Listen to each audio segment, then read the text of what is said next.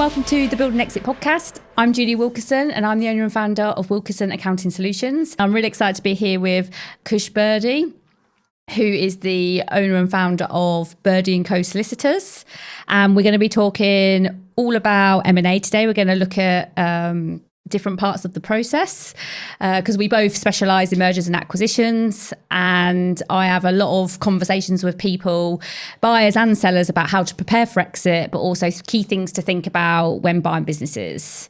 So Kush is a really experienced M&A advisor, working on sort of 1 to 10 million deals. His solicitor firm sort of does his sweet spots around 1 to 3 million, and probably worked on 50 to 100 deals over his time in M&A. So there's going to be lots of expertise in the room today. So Kush, first of all, I'd like to hand over to you. Thanks very much. Tell a little bit about yourself and why you chose to come on the podcast. Mm-hmm. So thanks Julie for the introduction there. So I think that, so as Julie said, I'm the managing partner and co-founder of Birdi and Co. Our core area is M&A.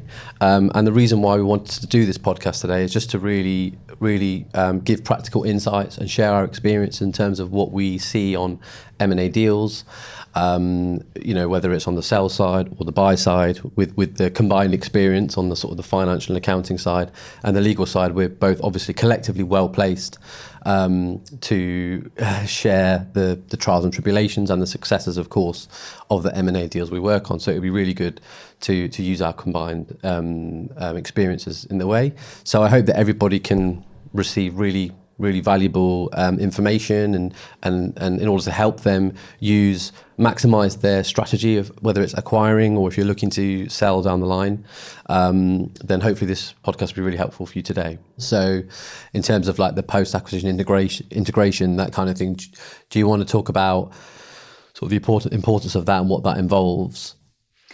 Yeah, so I had, there was a guy that came on my podcast, Adrian Knight. He talked about post-integration. He actually had to stop acquisitions for a whole 12 months to integrate back office. There is a lot to do in integration. Now, we don't deal with all post-integration. Our area of specialism is the financial and the corporate governance, although that does touch on, I think, quite a lot of areas. I think the key integrations are IT and systems. Now, we can help with the financial side of that. So we can help with accounting systems and things like that. But obviously there could be other systems like CRMs, product systems, and that's not our forte, So you need to make sure you've got specialisms in those areas. Where we would help, for instance, is if there was a sales system that needed to link to the accounting system, we would check the integrity of that feed. So we would be like, is there a reconciliation in place to make sure the numbers are right? Mm-hmm. But ultimately, the workings of the sales system, you'd need someone that knew the sales system. And stock systems, for instance, who's putting the stock on. The amount of people that have got stock systems, no one actually puts the stock on. It's incredible. So there's a lot of integration. So how we would start, we typically start with a minimum of 12 weeks. It's normally a minimum of 12. It could go on for longer, depending on where the business is. And it would be an extension of so I suppose in the due diligence, we'd be doing a 5-year plan, a top level 5-year plan with a 12-month detailed, and we would extend on that 12-month post-acquisition. So one of the things we'd be looking at is who are the decision makers. If there aren't any, we need to get them, because you need decision makers in the business to make decisions. And obviously and hopefully the seller might have decision makers in the business when they sell it, but if not, the buyer would have to put it in. And what we'd start by looking at is feeding that as a bottom-up budget. So start cascading that budgets into KPIs, into teams. Because ultimately, in the end, the business performs as well as its staff. But if you you need a HR person there to sort of oversee, I suppose, how well are the employees doing, how are they remunerated? Yeah. But ultimately, they need to have the targets in the first place. And the targets, need to come from some form of KPI.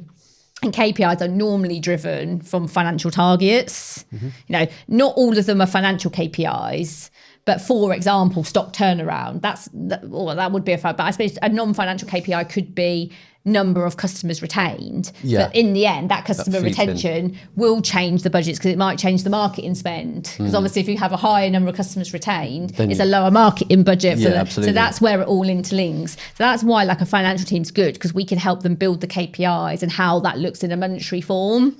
Because you have to be able to report on them somehow. And that's what we would do, is we'd start with that. But if they had a poor bookkeeping process, the next we'd also be saying, like, before we build, because everyone's just like, I want a management accounts. I'm like, if you've got poor information, you can't have one. You can have a budget, because obviously you can build the budget, but obviously you've got to remember that budget's been built off a foundation that's probably wrong in the first place. So you've got to go back to basics. If it's wrong when you buy it, you've got to go back to basics and fix the basic bookkeeping first. And this is why we're trying to so incentivize the seller to get these things in order, because obviously the more the seller can do, the better the business runs at a basic level. When the buyer buys it, the easier it is for the integration, because obviously if the seller had good bookkeeping, management accounts and a seller pack and a 12 weekly cash flow, imagine how easy it is for the buyer. And imagine how they'd be paying over they'd be willing to pay, wouldn't they, because there isn't anything they have to do. And they may take a view on other things that maybe aren't so perfect, like certain legal issues that maybe aren't so material, and it just it goes back to like maximizing value as well. Because if someone came to you before they were going to sell to say, could you just do an audit of my legals? Absolutely. I presume that's the sort of thing you could, because a bit like how we're doing the exit discovery, I'm presuming you could do the legal discovery. Absolutely. And we would do an audit where we do a little, like a report effectively. It's almost like a mini due diligence exercise, I suppose, not as detailed, and then we would just flag issues in terms of and actually allocate them in terms of importance as well, and maybe like a risk level or something. So I mean, one of the main things that I just think of off the top of my head is things like creation of like assets. So website assets, for example, who logos, let's say. So who actually created the logo of your business, and if it was some external party, then do you actually own the copyright to your logo? And more often, we frequently see where there's no paperwork in place. Oh, they designed that 20 years ago or 15 years ago, and we're not in contact with them anymore, or they still maintain our website. Well, sorry to say, but they probably own the copyright in your logo, unless there's some kind of assignment to your company. So we would then flag and say your buyer is going to raise this as part of the due diligence exercise. Let's reach out to them now and get a written assignment in place. Okay, now your company owns the right intellectual property. So those kind of things can be done in advance in an audit process. I suppose sellers don't necessarily think to do that early on, although they ought to, or maybe they don't necessarily want to, in case, I suppose, maybe cost saving on the one hand, maybe to an extent, maybe they don't necessarily want to know yet. They're not ready to know yet. That kind of stuff. But I would highly recommend a legal audit and a financial or even commercial audit prior to sale.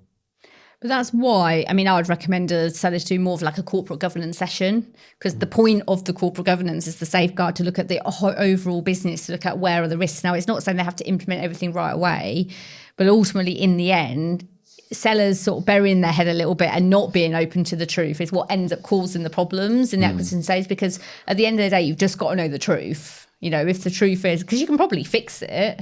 But ultimately, you've only got, there'll be warranties. The buyer will pick it up.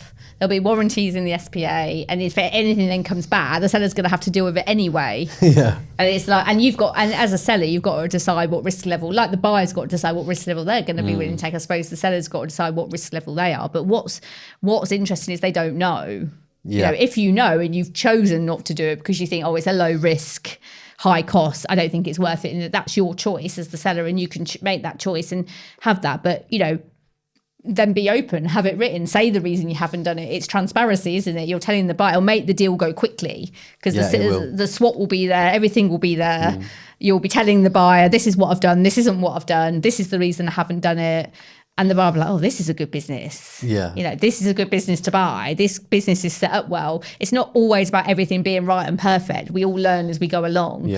But it's more about the fact that when a seller just doesn't know anything about their business, apart from the seller's often goal is just customers and sales. They're not always thinking about the admin and the controls around the business. And that goes for a lot of things: cyber, IT, HR, brand, insurances, like all legals, and finance to a point, because they're so busy all the time. They sometimes think, oh, I need to do this.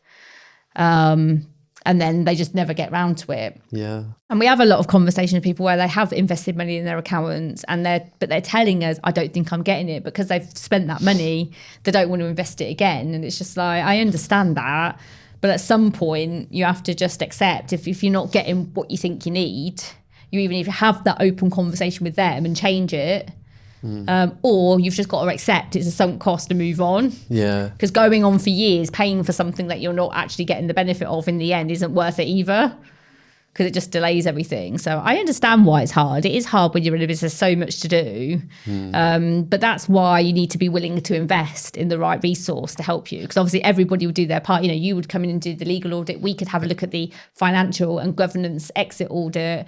HRs could probably do a HR audit. You know, you can bring in the right advisors to do the right things. And then you don't, have to do, like in our business, we're only like just over 3.5 years old, and we're fully trademarked, we're fully cyber protected. We've got a HR firm. We've got an online holiday portal.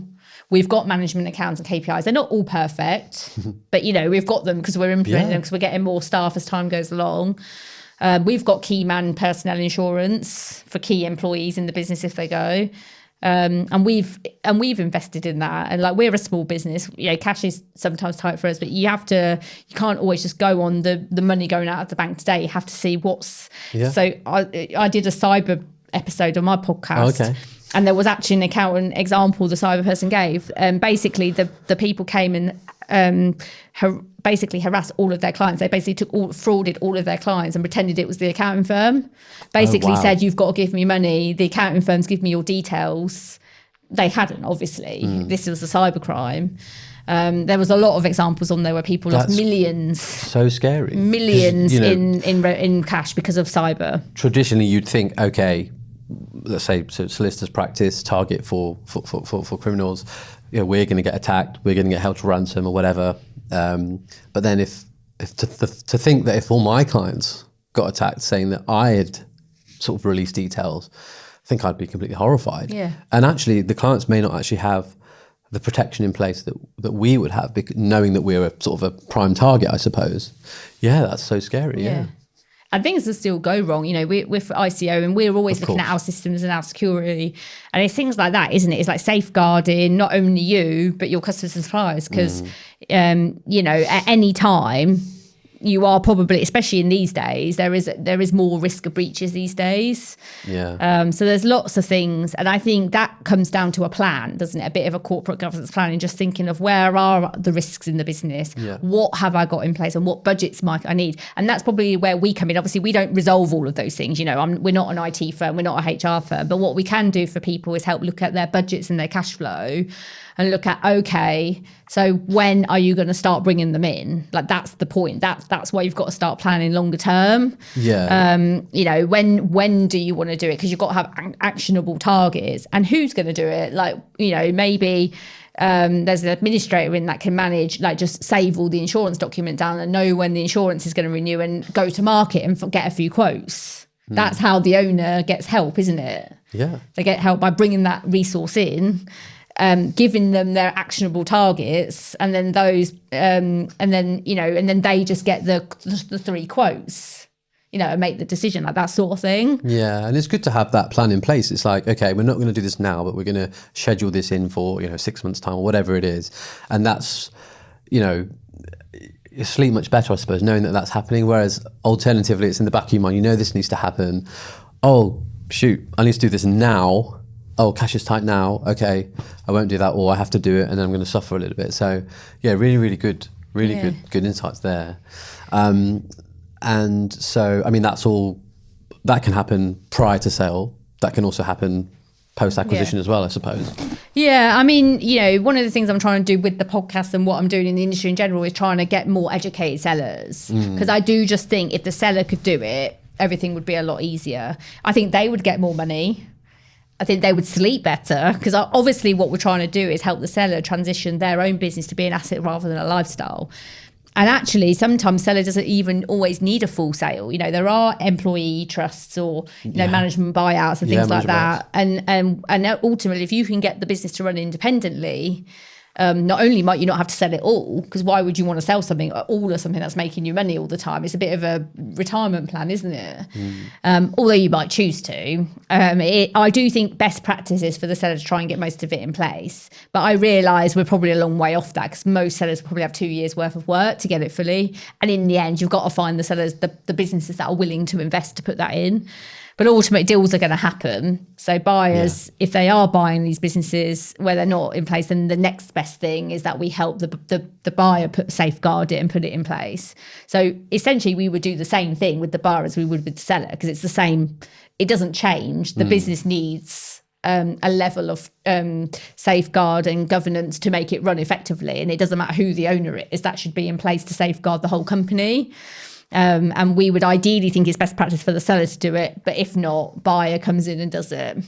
And that's where you've got to be able to negotiate those things on the deal, isn't it? Of course. Because some things are low, in fact, it's maybe high risk but low spend as well. So they might just take it on the chin and do it. You don't have to discuss every £5. That's not what I'm saying. But at the end of but you do need to know. Especially when you've got man with a van that's signposted all over the vans, and you don't own the trademark to the company. That could be a tough situation. Yeah. And it happens. So, because I think a lot of businesses, the episode I actually released today with Matthew Cusack, he does trademarks and IP. And he said he was in a room with 20 people.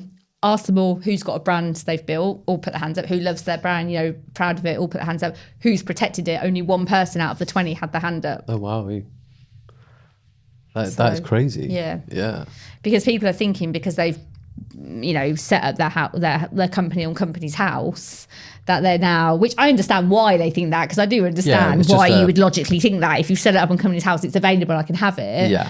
But he uses as an example, if you're in Colchester and you set yourself up as Adidas Colchester, would Adidas let you do that? Or if they found out, if you became relatively big, though, maybe it doesn't matter if you're small fry, but if you've got visions to be big, it comes a time, imagine if you've now got 15 employees and you're at 3 million and suddenly Adidas come knocking on your door and go, you can't use that brand, you're infringement on my brand. Yeah, I know it's happened. I know a few people that's happened to. Yeah. We have a few clients that were effectively startups, but they've grown very quickly in a short space of time.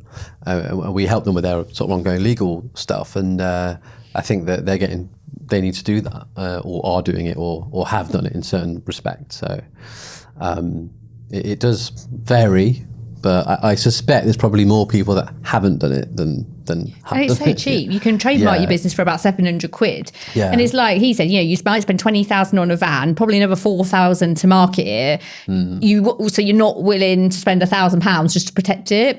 And sometimes it's not even not being willing, it's just not knowing. Nor not thinking about it, which is why you want a plan. Yeah. Because it's the plan that ultimately gives you the thoughts to think, I've got to go and do that. Because sometimes it's just busy lifestyles and you forget to do it.